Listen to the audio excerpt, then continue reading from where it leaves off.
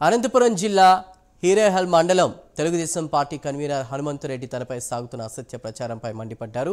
గత 3 రోజులుగా లింగంనేని బుచ్చయ్య చౌదరి వాట్సాప్ గ్రూప్లో రాయదుర్గ ఎమ్మెల్యే కాలువ శ్రీనివాసులకు 22 కోట్ల రూపాయల అప్పు ఉందని దాన్ని తీర్చుకోవడానికి స్థానిక మండల కన్వీనర్ అయిన హనుమంతరెడ్డిని బినామీగా వాడుకుంటున్నారని ప్రచారం చేయడంపై టీడీపీ నేతలు ఆగ్రహం వ్యక్తం చేశారు. స్థానిక ఎస్ఐ గురుప్రసాద్ రెడ్డికి వాట్సాప్లో అసత్య ప్రచారాలు చేసిన వారిపై తగు చర్యలు చేపట్టాలని వారు వినతి పత్రాన్ని సమర్పించారు. దోపిడీ సహకరించండి ప్లీజ్ అనే శీర్షికతో గత 3 రోజులుగా వాట్సాప్ గ్రూపుల్లో హల్చల్ చేస్తున్నాయి. లింగంనేని సుబ్బయ్య చౌదరి అనే వ్యక్తి పేరుతో గత 3 రోజులుగా ఈ వార్త హల్చల్ అవుతుంది.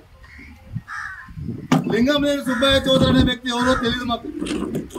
లింగంనేని సుబ్బయ్య చౌదరి అనే వ్యక్తి పేరుతో ఎవరెవరు ముసుగు వీరులు ఉన్నారో వాళ్ళే ధైర్యంగా చెప్పింటే కూడా మేము సంతోషపడేవాళ్ళం.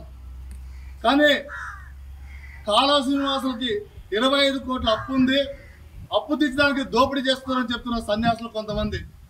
ఆ సన్యాసులందరికీ ఒకటే చెప్తున్నా, ఈ వార్త వెనుక ఎవడెవడు ముసుగులు ఉన్నారో వాళ్ళందరూ బయటకు తీసుకొచ్చేందుకు వదలమని చెప్పేసి నేను చెప్తున్నా.